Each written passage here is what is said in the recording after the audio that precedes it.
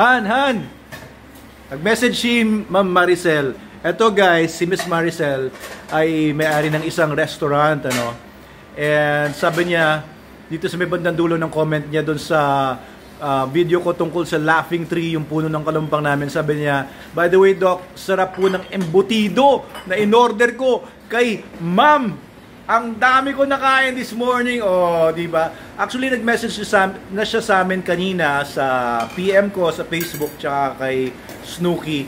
Sabi niya, perfect daw yung embutido. Ano masasabi mo doon? Thank you po. Ba't kaya gumaganon ako? Thank you, Ma'am Maricel. Nagustuhan nyo. Wax out. Nagustuhan nyo yung embutido namin. Ayan. Ayan.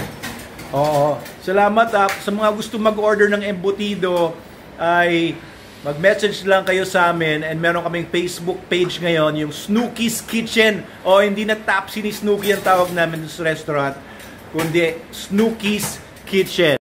Ayan, so magsusupply ka na ngayon sa mga restaurant ng inyong embutido delights. Napakasarap at napaka-sustansya, hindi tinipid ng mga embutido. Meron pa ba tayong natira dito? Wala na. Wala na?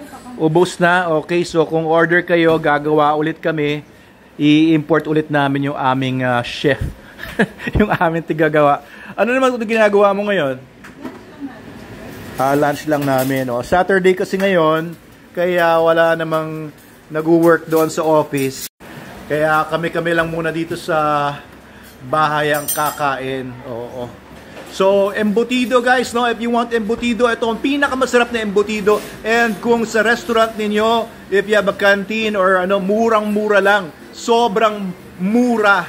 Tapos, pwede kaming gumawa ng iba-ibang variations ng embutido, chicken embutido, pork embutido, beef, seafoods. Kung anong klaseng embutido ang gusto niyo, sabihin niyo lang sa amin. Gagawa namin yan para sa inyo. Ayan, meron na kaming freezer. Yung dati kong freezer na doon ko dapat nilalagay yung turkey meat. Ayan, ginagamit na namin ulit ngayon. Eto yan, binuhay namin to kasi kinakalawang na lang to sa babae. Wala na bang embutidong natira dito? Bus na. Yun, meron pa pala mga embutido dito, Ana. Meron nang may order pala nito. Pero ganyan, packs of 3 ito. 100 pesos ang isang pack ba? Ano ba, magkano pricing mo dito? Hindi pa alam. Oo, so originally 100 pesos pero parang lugi yata sila. Mag-message na lang kayo kung magkano talaga yung tamang pricing. Ayan marami pa tayong mga embutido dito. Ano itong nasa ilalim ng embutido? Ha? Pork Shanghai. Ayan, meron din tayo ditong pork Shanghai. Binibenta mo rin to?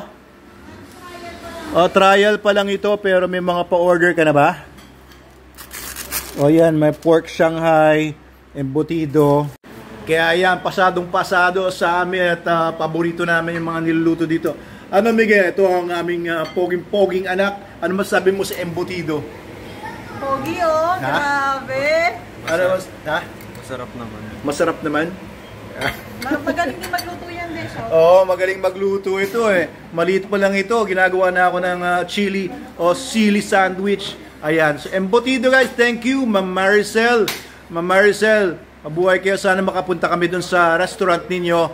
Ewan ko lang kung gusto niyo ipabanggit sa amin kung anong pangalan ng restaurant, pero hopefully one day may vlog natin yung restaurant ninyo. And sana magustuhan din ng mga customers niyo, mga tao ninyo yung embutido natin. Ikaw ba Adam, natikman mo ba yung embutido? Masarap ba yung embutido ni Mami? Sarap? Sarap.